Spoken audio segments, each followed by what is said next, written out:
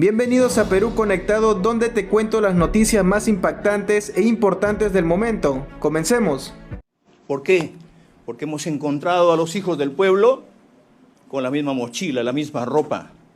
Hemos encontrado en el aula a aquellos niños que solamente se alimentan con un tamal calentado y un camote asado. Acompañé a los ronderos. Yo vengo de la cuna de las rondas campesinas, de Chota, ignorante. Estoy acá no porque me juzgan por haber cometido actos delictivos, sino me juzgan por mis orígenes, por mi sombrero. ¿Cuánto me hubiese gustado? Y estoy seguro que ustedes me hubiesen prohibido entrar con mi sombrero el día de hoy. Y quise venir desde el 4 de marzo. Pero eso es parte de mis usos y costumbres, de mi vestimenta. A mí se me ha incluido por actos de corrupción. Y no me la van a encontrar porque yo no vine para eso. Y acá la digo al país y ante ustedes. Si a mí me encuentran una cuenta donde haya jalado un centavo para Pedro Castillo, para mí, o haber una cuenta afuera, o tener una propiedad, y me encuentran un indicio de corrupción, yo no voy a pedir pena de cárcel. Pido pena de muerte. Bien, tiene la palabra el señor Castillo Terrones. Vamos a escuchar su autodefensa y reiteramos, queremos escucharlo, usted lo ha dicho en varias ocasiones, sobre los hechos vinculados a la acusación. ¿Entendió la explicación? Buenos días, sí, perfectamente. A ver, un momentito. Buenos días, señores jueces. Buenos días, pueblo peruano. Comienzo no con un eslogan filosófico, ni con entendidos en temas jurídicos, sino lo que dice el mismo pueblo. Hermano, dame tu mano, vamos juntos a buscar una cosa pequeñita que se llama libertad. Hoy comparezco ante ustedes como un presidente de la República secuestrado por un proceso injusto y un proceso diseñado para destruirme. No me voy a enseñar a otra cosa sino a los hechos, pero un hecho que viene antes, durante y después, porque acá se ha leído lo que se decía, el mensaje a la nación, que el día 7 de diciembre, según dice la Fiscalía, que era un mensaje a la nación. Y yo lo dije el 4 de marzo, que es un clamor popular trasladar hacia el pueblo a través de un discurso político. ¿Y por qué, señores jueces y pueblo peruano? Yo vengo del Ande, yo vengo de Puña, soy un maestro rural con 24 años de servicio en la escuela donde no hay presencia del Estado. Vengo de una familia totalmente humilde, una familia trabajadora, como lo son miles y millones de compatriotas, donde no tienen una voz y nunca lo han tenido. Vengo de allá del aula, de la escuela de Carvalho, en una escuelita muy lejana en la provincia de Cutervo, al lado del Marañón. Vengo de aquella escuela de Chumar, donde es un potencial productivo. Vengo de Puña, de aquella escuela donde me forjé. Y ahí en las aulas encontré muchos niños, que incluso uno de ellos fue mi sombra siendo presidente de la República. Y ahí en esa aula encontré muchos ejemplos y encontré también muchos maestros preocupados por la situación real del país. ¿Por qué? Porque hemos encontrado a los hijos del pueblo con la misma mochila, la misma ropa. Hemos encontrado en el aula a aquellos niños que solamente se alimentan con un tamal calentado y un camote asado. Y cuando veíamos esa realidad, yo con mi propia experiencia, en una de las oportunidades expliqué ante los maestros y ante los padres de familia cómo podemos hacer para revertir toda esta situación. Y eso está incluido en el discurso que lo di el 17. Y por eso, esos son los antecedentes para llevar a cómo se hizo ese discurso. Yo no entiendo por qué están los señores, ¿qué hacen acá? En la realidad nacional educativa, vi que cuando 20 alumnos se matriculan en la primaria y apenas 15 alumnos terminan. De los 15 que terminan la primaria, 10 van, o los 15 van a la secundaria. De los 15 que terminan, de los 15 que ingresan, 10 concluyen la secundaria. Y de ellos, solamente 3 o 4 pueden ir a una academia y pueden ingresar a la universidad o a un centro tecnológico o a un centro técnico. Y de los 20, solamente 1 puede tener un título a nombre de la nación y que cuando va a tocar una oportunidad laboral resulta siendo taxista, que cuando profesionalmente es ingeniero, es maestro, es abogado, es un profesional. ¿Y los 19 dónde quedan? Frustrados, abandonan su familia, abandonan su casa y van a Lima, van a Trujillo, van a Arequipa, a las grandes ciudades, a formar los grandes cinturones de pobreza, en busca de trabajo, en busca de oportunidades, en busca de una universidad. Y cuando no los hallan, son víctimas de la delincuencia, víctimas de toda cosa. El problema de la delincuencia en el país no es un problema que hay que sacar un patrullero, hay que sacar el ejército, es un problema estructural, es un problema de voluntad política. Los habla un presidente de la República, señores jueces. Y no solamente el problema educativo, el problema de los niños, el problema de los jóvenes. Acompañar a los ronderos. Yo vengo de la cuna de las rondas campesinas, de Chota, de Cuyumalca, del centro poblado. Acompañado a mis ronderos, que mis propios padres de familia eran ronderos y he rondado con ellos. He tenido la suerte de quitarme el libro a un lado los viernes en la noche a partir de las 8 de la noche, durante toda la semana, y rondar con mis padres de familia. Usted va, señores magistrados, a Chota, a mi pueblo, dejen su carro, dejen su moto ahí, ahí la van a encontrar. No necesitan un policía para que la cuide.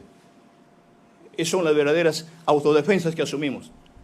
Y cuando hemos salido a combatir no solamente la delincuencia, el abigeato, hemos luchado con los padres de familia, defendiendo el agua, defendiendo los páramos, defendiendo los colchones acuíferos, defendiendo el medio ambiente, como en Cajamarca.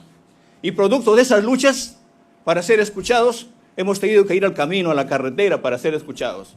Y cuando hemos gritado que se respete la vida, que se respete la educación, que se respete tantas cosas, ¿qué nos han dicho las autoridades? Terruco, comunista, delincuente, ignorante.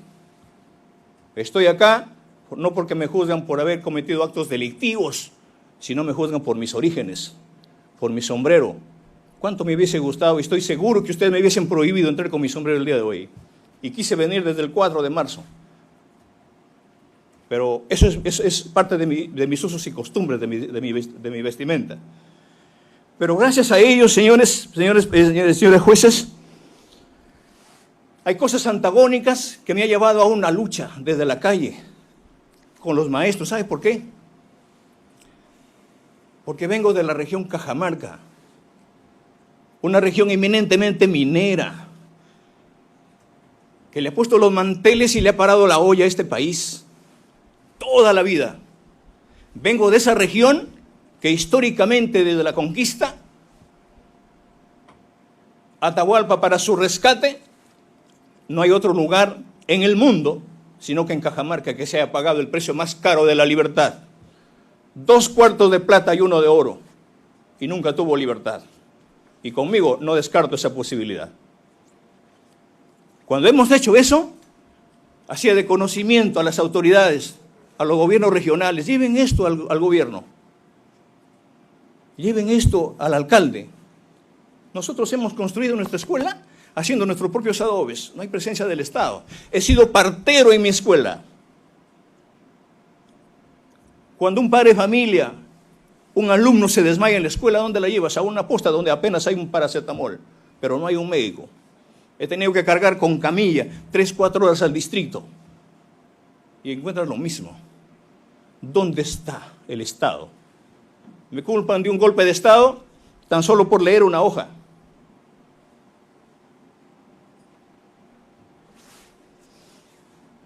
Pero he encontrado la realidad que sí es producto. Me dicen que hay un golpe por leer una hoja, pero esto sí es producto de un golpe. La realidad lo dice a gritos. Lo decía que vengo de Cajamarca porque es una región eminentemente minera. Y cuando vemos a los padres de familia que se van y te siembran una papa, esa planta se pudre, se cae su raíz. Te crían una oveja, se cae su lana. ¿Producto de quién? De la contaminación ambiental. Teníamos que salir a luchar. He acompañado a los paperos en el centro del Perú, de Huancayo, de Pachitea, de Huánuco. Hemos ido a sus luchas a los pueblos originarios de la selva. Cuando un pueblo originario sale a defender las tierras, las partes productivas, Para mañana ya no aparece, está muerto. Hemos ido a Arequipa a defender el Valle del Tambo. Hemos ido a Piura a defender el Río Blanco. En todas las luchas. Por eso es que el pueblo me conoce. Yo recorrí el 100% de las provincias del país. Conozco al Perú por dentro. Nunca encontré a un reportero, nunca encontré a un periodista diciendo la verdad. Jamás, nunca la encontré. Pero cuando venimos a Lima a trasladar una causa y preguntábamos, ¿por qué razón? Es que en Cajamarca, en Piura, en nuestro pueblo donde venimos, tocamos la puerta para ver el tema educativo y te envían al director regional de educación. El problema de la agricultura, al director regional de agricultura. De minería, al director regional de minería. De turismo, igual. ¿Y dónde está la dirección regional de economía? ¿Por qué no se descentraliza la economía? Y ahí nos convencimos que no solamente en Cajamarca produce eso. Si es una región, ¿por qué eminentemente minera? ¿Por qué Cajamarca ocupa el segundo lugar en pobreza y extrema pobreza? ¿Por qué en Huancavelica, en las alturas de esta región eminentemente minera, donde de ahí viene lo que el día de hoy estamos usando, esta energía eléctrica, que viene del Mantaro, donde nace el Mantaro, a 400 metros hay familias que se alumbran con mechero. No hay luz eléctrica. ¿Por qué en el Cusco, cuando usted va a ver, y pomposamente decimos que tenemos al gas de Camisea, a 1 kilómetro, hay familias que cocinan con leña? ¿Por qué al litio se le mira a Puno? ¿Por qué? Porque había en mi gobierno exigiéndome que entregue el litio fuera del país. He acompañado a los pescadores, he acompañado a cuidar el mar que acaban de entregársela. Aquellos pescadores que luchan, meten su lancha para sacar cuidadosamente y cuidan las especies, cuando de la noche a la mañana se viene toda una embarcación y se la lleva con todo. A Puña llega solamente un pescado salado, mientras al extranjero se lleva la mejor harina de pescado. Hemos sido potencia en harina de pescado. Hemos luchado junto a los hermanos agricultores, a los estudiantes, a la clase obrera, a las amas de casa. Todos ellos son los que me eligieron como presidente. Aquellos que nunca fueron escuchados. Y cuando traje a Palacio de Gobierno toda esa causa, hice de conocimiento al gabinete. Y le decía qué hay que hacer por el país y les planteé la columna vertebral de mi gobierno. Pero aparecen ahí aquellos perdedores. En la campaña fuimos 18 candidatos. Yo inhabido, no existía. Porque estaba con el pueblo, escuchando su causa. ¿Qué hay que hacer con el gobierno? Cuando paso la segunda vuelta, ahí empieza el golpe. Yo no fui el golpista, tampoco soy golpista, no soy terrorista, soy un maestro, soy un campesino. Nos han quitado todo, nos han quitado la esperanza, nos han quitado la educación, nos han quitado la salud, lo ha demostrado la pandemia. Nos han quitado los derechos, pero también nos han quitado el miedo, señores magistrados. Señores magistrados, he sido víctima de difamaciones, de imputaciones, de terruqueos. Me han dicho ignorante, que tengo un nivel bajo. Póngame al piso si quiere, pero soy de abajo. Soy de los miles de millones de compatriotas. Y ahí empezó gracias a aquella guerra de odio, de miedo. Cuando llego a Lima, me doy cuenta que las familias en Lima no pueden tomar un desayuno si no existe un pan. Y usted va a la punta del cerro, ¿cuánto sufre una familia para tener un sol de pan en su mesa? Y cuando pregunto, ¿cuánto está un pan? 3 por un sol, 4 por un sol. Soy agricultor, nadie me va a enseñar cómo se siembra un arroz, un café, cualquier planta. Y la puedo demostrar en la selva, en la costa y en la sierra. Y cuando veo que este pan está caro, llamo a los expertos en agricultura y se propone, recuerdo lo que me dijo mi padre, hijo, tienes que impulsar la segunda reforma agraria, porque mi padre fue peón y fue una persona que fue ninguneado por un hacendado y nos quitó aquel producto cuando llegó su caporal a quitarnos, cuando los choclos estaban maduros. Si bien Juan Velasco Alvarado nos lo dio la tierra a quien la trabaja, pero le faltó implementar la segunda reforma, la primera reforma agraria. Parte de ello es el sustento del pan en Lima. Y digo, ¿y por qué? ¿Cuál es el problema? ¿Por qué está caro este pan? ¿De dónde viene la harina que usted come un pan todos los días? ¿De dónde viene? Viene del extranjero, se importa. Viene de Rusia, viene de Canadá, de Estados Unidos, de Ucrania. El problema no es que esté caro la harina. El problema es que pasa por 10 manos para llegar al Perú y quien se beneficia son los grandes empresarios y el que sufre es el pueblo. Pero tiene usted a un país eminentemente agrícola, con diferentes pisos ecológicos, con diferentes climas, diferentes producciones, miles de semillas para mejorar el país. Propongo un proyecto de ley para el Congreso que me dejen impulsar la segunda reforma agraria para sembrar trigo y cebada durante toda la serranía, como se hizo en el incanato. Y no solamente vamos a tener 20, 15 panes por un sol, sino tendremos harina y producción y alimentos de reserva de la mejor calidad y exportar, si es posible, nuestra harina. Eso fue lo que tenía que plantear y venía planteando en los ministerios. Yo como presidente de la República, ustedes tienen que entender que cuando el presidente de la República se sienta en el Consejo de Ministros, a su mano derecha tiene al Premier y a su mano izquierda tiene al Canciller. El presidente de la República es el responsable de conducir la política exterior, pero también la política interna. Hay deuda interna y hay deuda externa. Pero me di cuenta como gobierno, ¿qué hago pagando la deuda externa? Si la escuela o ese préstamo que vino no se construyó, no llegó al país. Y me di cuenta que el Estado y el gobierno, la deuda más grande no es la deuda externa, es la deuda interna. Educación, salud, agricultura para el pueblo peruano. En ese entender, llamé al directivo de la SUNAT. Quiero que me exponga usted, señor, ¿cuál es el problema? ¿Por qué? ¿Qué está pasando con el país? Hay empresas mineras, petroleras, gasíferas, madereras. ¿Y por qué hay tanta desigualdad? ¿Qué es lo que está pasando? Y el jefe de la SUNAT me dice, ¿sabe qué?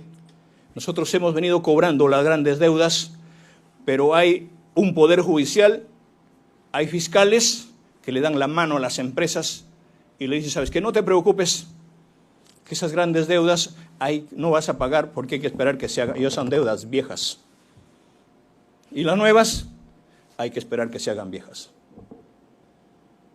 Pero no importó. Llamé al ministro de Economía y le dije, acá no se trata de estatizar la economía, se trata de democratizarla. En ese entender, fueron aquellas empresas que miraron al país y miraron al gobierno, que no pedía para el bolsillo, no pedía para mí, no pedía para el ministro, pedía para mi pueblo. O en todo caso, que esas deudas se canjeen con obras, que se hagan puentes, que se hagan escuelas, que se hagan hospitales. Y cuando empiezo a cobrar las grandes deudas, salpica el problema con Pedro Castillo, no como individuo, sino como un gobierno que dice, hoy ha entrado un gobierno comunista, te va a quitar tu casa, es un chavista, es un golpista, hay que meterle los ojos en Zarratea, hay que crear el Neficop. Pon el caso de Anguía, de su esposa, de su hija, de sus hermanos, el gabinete en la sombra de los niños, tantas cosas. 3 años, señores magistrados, a mí se me ha incluido por actos de corrupción. Y no me la van a encontrar porque yo no vine para eso. Y acá la digo al país y ante ustedes. Si a mí me encuentran una cuenta donde haya jalado un centavo para Pedro Castillo, para mí, o haber una cuenta afuera, o tener una propiedad, y me encuentran un indicio de corrupción, yo no voy a pedir pena de cárcel. Pido pena de muerte. Porque eso es lo que se tiene que corregir en el país. Que empiecen por mí. ¿Dónde están las pruebas? Ahí aparece, yo llamé a la prensa a Palacio en 2 oportunidades. Y me trajeron un decálogo para firmar en el momento y le dije, pues tengo que leerla. ¿Cómo puedo leer en el momento ahí y entregarla sin saber cuál es su contenido? Y ahí me hicieron entender de que debo llevar el mismo camino que otros gobiernos. Usted tiene la oportunidad de quedarse sus 5 años. Pero ¿cómo es? Esa plata que les prohibí a los medios de comunicación, la destiné para Juliaca, para el agua potable, a Alto Piura y al Hospital Antonio Lorena del Cusco. Aquellas grandes empresas preocupadas porque no firmaba su hoja de ruta y porque empecé a pagar las grandes deudas históricas al país, le dije, ¿qué tenemos que plantearle a este Congreso? Y viniendo de Lima decía, pucha, que hay un Congreso, un Poder Ejecutivo, un Poder Legislativo, un Poder Judicial. Hay que ir y tocar las puertas de este Congreso para que hagan las leyes a favor de los que nos han elegido. Y planteé que hay que terminar con el problema educativo y se geste el ingreso libre a las universidades. ¿Cuántos jóvenes luchando las puertas en las universidades terminan las secundarias, no pueden ingresar? Hoy, hasta el 2025, ya hubiésemos implementado el ingreso libre a las universidades. Llamé al ministro de Salud y le planteé el primer nivel de atención. Yo les planteo y les digo, señores magistrados, ustedes pueden tener salud, están preocupados en el derecho, pero me imagino que ni siquiera ustedes han hecho su último chequeo médico. El padre de familia, el ciudadano, se saca todo el jugo trabajando y cuando ha forjado su vida, vienen los años, se va a un médico y descubre que tiene un cáncer a la 3ª etapa.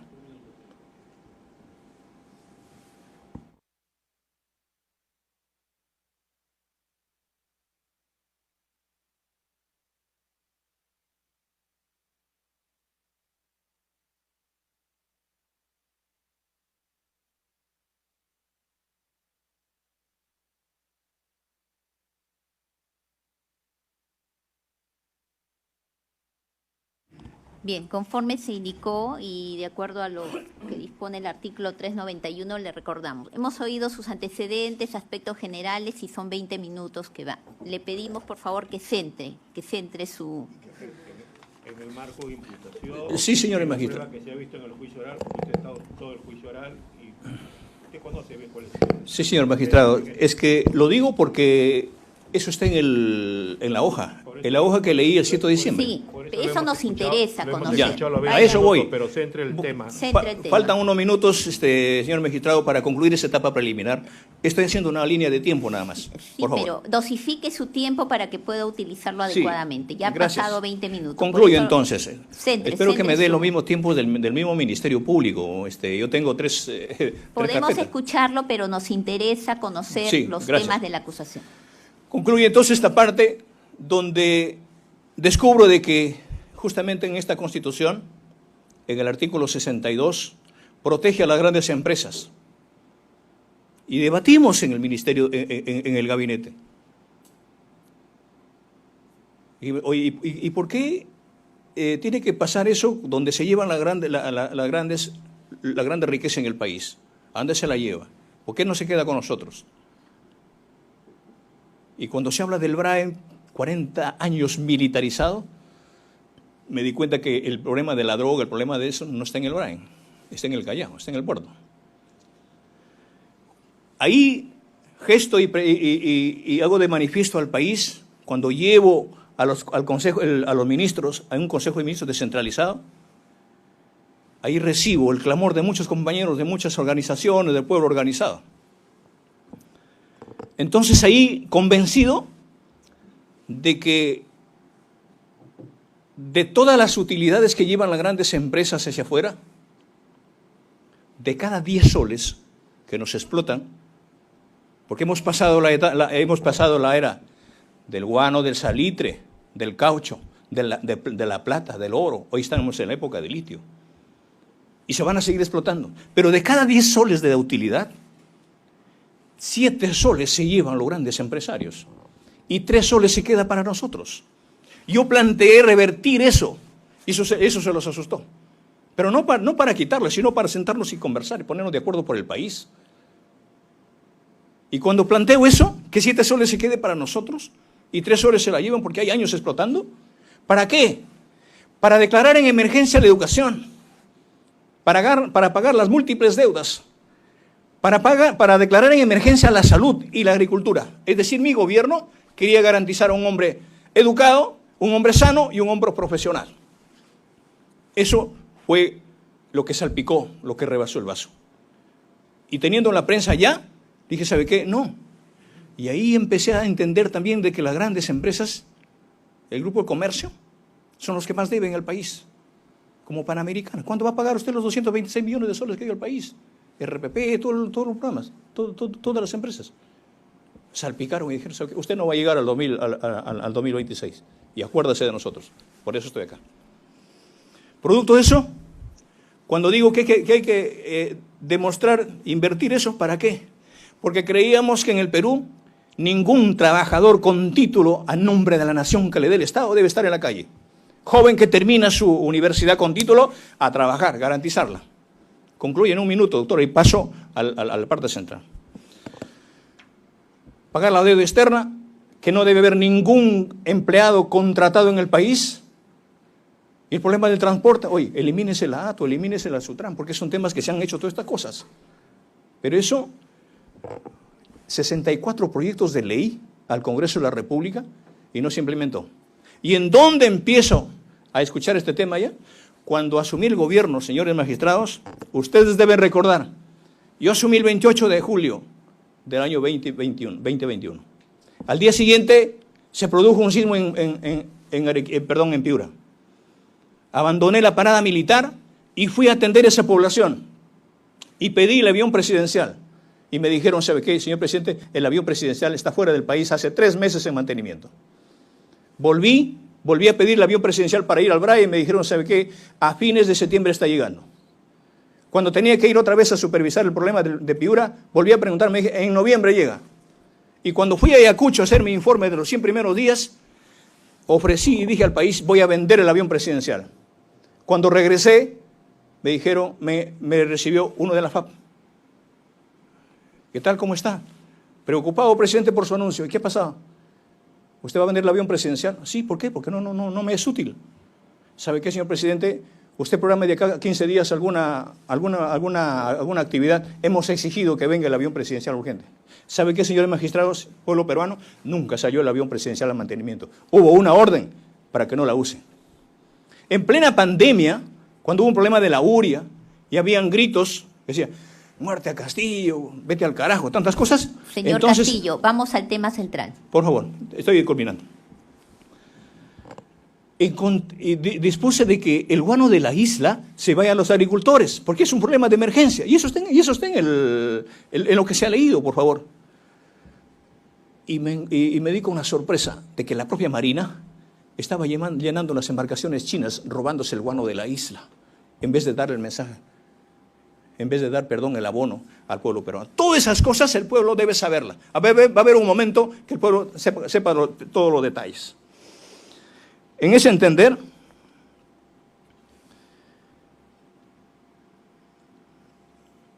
me doy cuenta que no tenemos un aeropuerto del Estado. Una pista, 1 metro de pista, no corresponde al Estado, no corresponde al país. Está concesionada. Por eso los peajes. Y los peajes no deben existir. El 100% de los peajes en el país debe desaparecer. Estimados magistrados,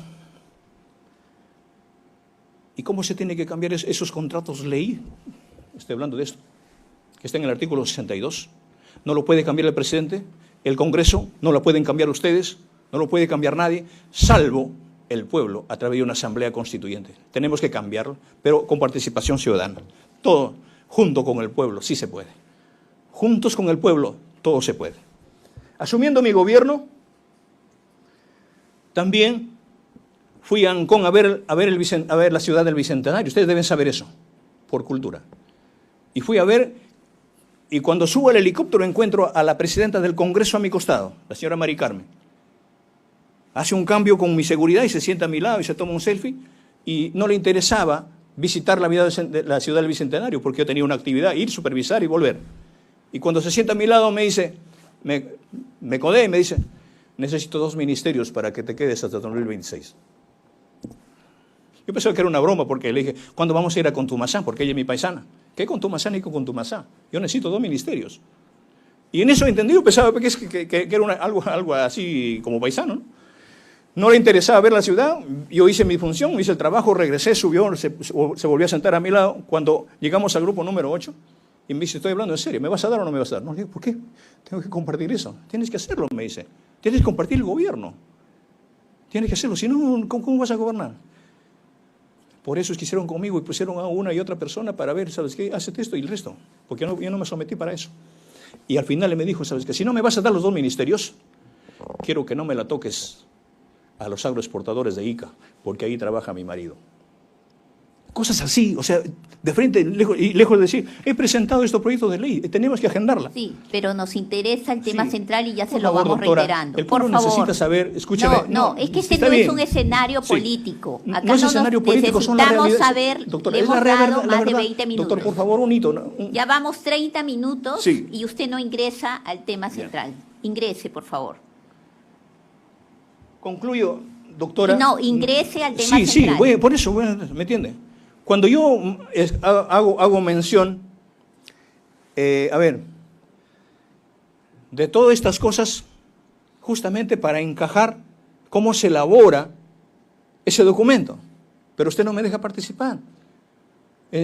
Todas esas cosas, cuando yo traslado al gobierno, al país, recibo folders, recibo solicitudes y recibo a través del personal. ¿Y sabe quién es el testigo que debería estar acá en todo caso?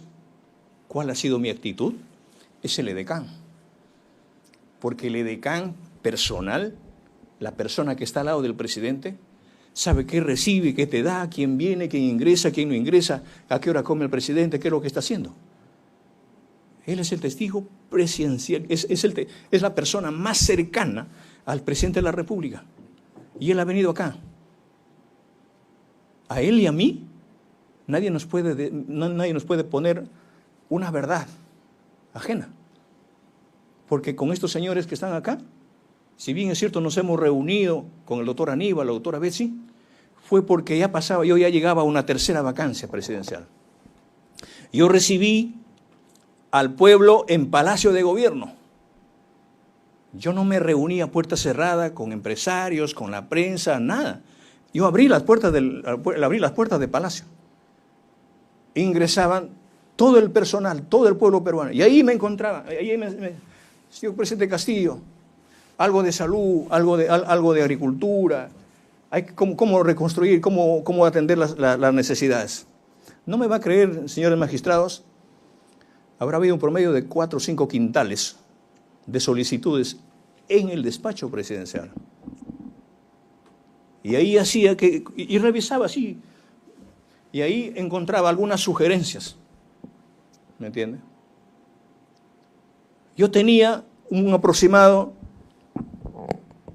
de 16 a 17 mensajes a la nación o discursos al país, elaborados con su CD, con su CV, y todos los he revisado. Yo me la he revisado.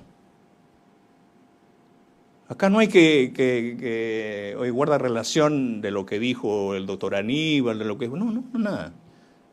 O sea, se me cree inepto para revisar un escrito. Y cuando se gesta todas estas cosas, el 6 de diciembre yo llamo al señor Mendieta para que llame a algunos ministros que tenía y mis abogados. Estaba el doctor Pepe Manchego, el doctor Benji Espinosa, los ministros como el ministro de Justicia, y empezábamos a estructurar cómo voy a participar al siguiente día en el Congreso. 3 de la tarde. Yo quisiera que ustedes le hagan un seguimiento a la notificación de la tercera moción de vacancia, cuando llega a Palacio de Gobierno y no la pude recepcionar porque estaba invisible. Nunca llegó la notificación para asistir. La regresamos porque no se podía leer. En ese entender, todo estaba programado y viendo qué es lo que teníamos que hacer al día 7 de diciembre. ¿Cuántos minutos va a hablar el doctor Palomino Manchego, el doctor Benji, y cuántos minutos voy a hablar? Pero también había problemas de agenda. Y escuchaba y compañeros y decían algunas personas, amigos, organizaciones, el pueblo que me eligió, estaban en la calle. Te vamos a acompañar, fuerza, presidente. Y en eso yo le llamo al ministro del Interior y le digo, ¿podría haber la posibilidad de saludar al pueblo como es en todos los países, en todos los gobiernos, que se saluda a su pueblo? A mí me puede negar saludar a mi pueblo peruano, y si es posible en la Plaza de Armas, saludarla, hacerles entender qué viene de acá, qué cosas vamos a hacer.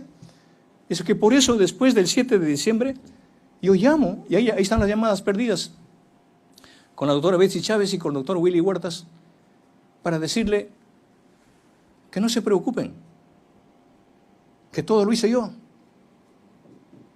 que ellos no tendrían por qué preocuparse, que ellos no han cometido ningún delito. Pero entiendo por el momento, y nunca me contestaron la llamada. El 6 de diciembre, cuando estábamos con el doctor Aníbal, con la doctora Betsy, ellos tenían el contacto con alguna de las bancadas. Decía, sí, este va a votar, esto no va a votar, esto está viendo, están evaluando, está juntándose tal bancada, están viendo lo otro. Pasaban pues horas porque habían congresistas por diferentes lugares y las bancadas no se juntaban, no se reunían para tomar una decisión, porque nosotros queríamos tomar una lectura correcta. En la mañana, cuando se dice que me alcanzó a través del edecán un sobre, se han hecho acá una serie de conjeturas concernientes a ese sobre, el mensaje. Claro que me alcanza el doctor Mendieta el mensaje y pone en mi mesa, pero no es el discurso que se dio lectura, sino es la última versión para tener que ir a explicar y exponer a las 3 de la tarde en el Congreso. Pero a las 4 de la mañana, y yo recibo un WhatsApp donde el Congreso tenía ya un tema zanjado conmigo. Y yo no los decía a los ministros, a nadie. Yo llamo a los ministros a través del mensaje de WhatsApp del Bicentenario para ir afinando temas para irnos al Congreso de la República. Y en eso yo tengo una lectura, a mí nadie me dijo, oye, hace esto, hace lo otro. Entonces ya tengo una lectura, estoy convencido de que no tenían los votos. Bueno, no tenían los votos, pero ya sabe qué, yo voy a dar una locución, un discurso político. Y ahí cuando llega la doctora Betsy, ella no sabía, necesito la prensa sí o sí. Ella no porque había coordinado, sino que porque era una orden que tenía que cumplir y le había dado un plazo si es posible. Y se ha ido a traer la prensa, no importa, pero el resto ya estaban coordinando, viene la prensa, y le digo, ¿qué es lo que está pasando? Mi banda, ¿por qué demora tanto? Voy a leer esto. Y empiezo a leer. Y leo ahí con la finalidad de que haga eco lo que recorría el país, de lo que tenía que hacer por el país, y qué es lo que está haciendo la parte del trabajo obstruccionista por parte del Congreso. Y en la tarde tenía que ir al Congreso. Cuando veo eso después de la lectura, veo que un ministro renuncia. Renuncia el otro. Empieza y el doctor Aníbal estaba sentado en la sala de embajadores. Voy y le digo, doctor, vienen por mi familia. Porque a mi esposa, a mis hijos, a mi familia, ya había un tema de una guerra sin cuartel, haciendo entender de que ellos estaban involucrados en actos de corrupción. voy a dejar a mi familia a la Embajada de México. Nunca pedí asilo. Y cuando tenía que cautelar, ¿quién no puede cautelar y defender a su familia? Mi familia vivía un tema de hostigamiento permanentemente todos los días, las 24 horas del día en el Palacio. Se allanó Palacio como en ningún otro gobierno. Mi madre salía de una operación y mi madre la llevaban a la casa en San Juan del Lurigancho, saliendo de la operación problema de vesícula, y llegaron esa misma noche y alzaron el colchón y el catre y la botaron a mi madre al piso y alzando y buscando dónde están las cajas de dinero. Eso es lo que se ha hecho. La que más se ha llevado este problema es mi madre. Cuando se dan esas cosas, yo voy con mi propia escolta. Voy en el cofre presidencial. ¿Usted cree que una fuga se puede hacer con su propia escolta, con la policía? Y en eso, ahí sí sentí el golpe. Con metralleta en mano apuntando a mi hija, a mi hijita, que es mi talón de Aquiles. Un abrazo, Alondrita. Apuntan y mi hija estalla en llanto. Papá, te van a matar. Me dice. Tranquilo, hijita. No, lloraba desesperadamente. Y para cubrir a mi hija, tenía que dar la cara, tenía que salir. Ahí están las imágenes. Me hubiese gustado que me den la oportunidad para verla. Pero bueno. Me acompañaba el doctor Aníbal. Porque él sabía que vamos a volver a Palacio. Todas mis cosas estaban en Palacio. Y tenía que dar la cara. ¿Por qué me tengo que fugar? Ahí soy arrestado. Y cuando soy arrestado, digo, ¿qué es lo que está pasando? Y me arrestan siendo presidente de la República, señores magistrados. Y estando en la prefectura, 10 minutos después, se produce una vacancia express. Yo quisiera preguntarles a ustedes, ¿desde cuándo cambió el tema de la aritmética? En el Perú, 101 es igual a 104, entonces. ¿No tuvieron la votación calificada?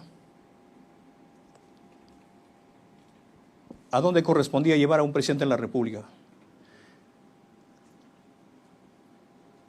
Primero me detienen, luego hacen una vacancia y no tuve derecho a defenderme. Tampoco tuve derecho al antejuicio. Pero con la señora Dina sí se cuidaron. Hay que tener más de los 104 votos. Producto de ello, estoy acá.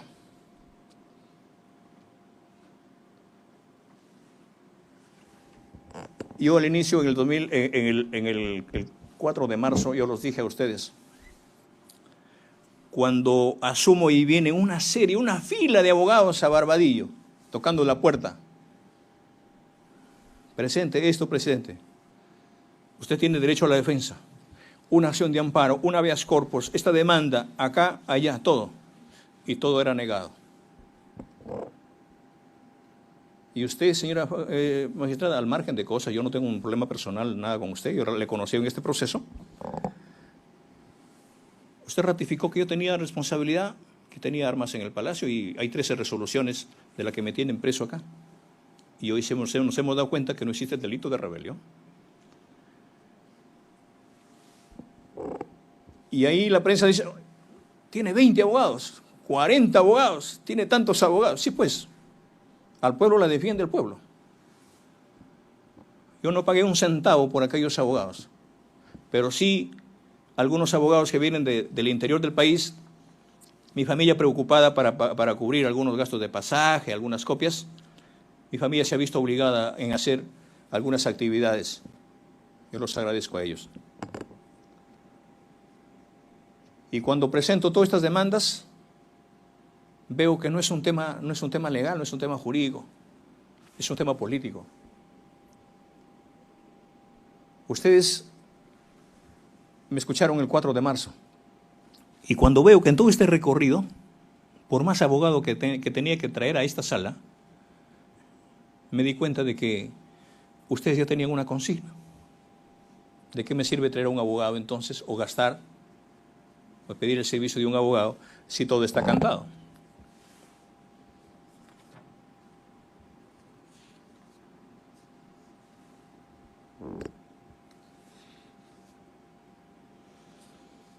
¿Tanto ser el odio o la campaña de miedo que quería implementar? La fabricación de urea, de fertilizantes, de abonos en La Oroya, en Piura, en el Cusco. Y he recibido también algunos abogados que estaban viendo ese tema y decían, presidente, ¿y cómo queda lo que estábamos trabajando? Esas cosas. Le digo, pues no queda otro camino, que hay que revertir estas cosas porque el pueblo necesitamos que ojalá ellos mismos se autoconvoquen o se organicen para seguir trabajando esto. Volviendo al tema,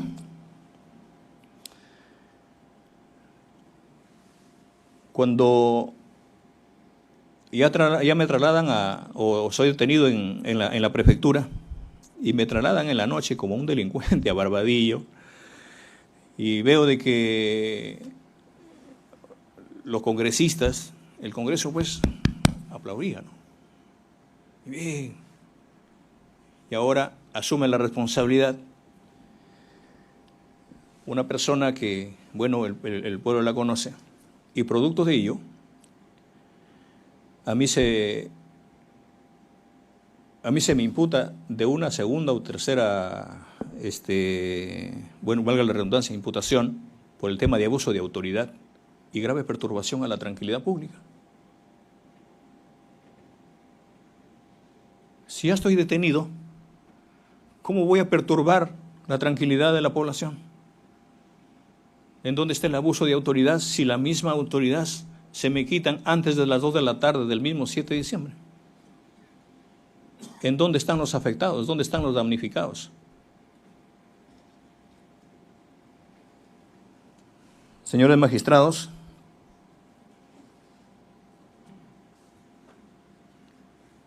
yo no vengo acá a pedir absolución. Yo no vengo a pedir clemencia ni simpatías. Vengo a exigir justicia. Ustedes están juzgando a un hombre político,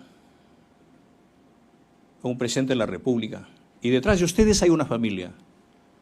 Son académicos, son magistrados, están enseñando lo que es el derecho, pero estoy seguro también de que su entorno o los que le siguen a ustedes, también hay una situación de que la historia nos juzgue.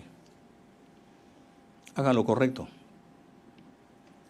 Pero el hecho de continuar en un escenario dándole derechos a la población, eso no nos van a quitar. Eso no vamos a mellar esta situación.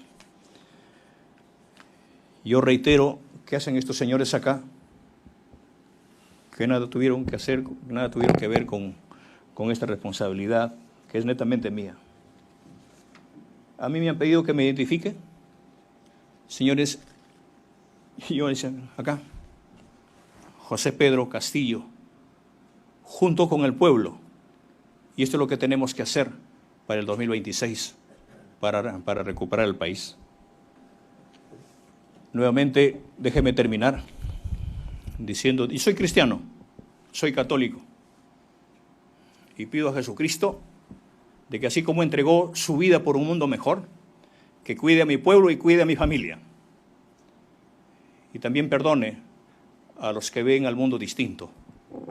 Reitero, no he venido a pedir clemencia, menos absolución de mi caso. Solamente pido justicia. Viva el Perú. Gracias, señor Castillo. Bueno amigos, eso fue todo. No olviden suscribirse al canal y compartir el video. Hasta pronto.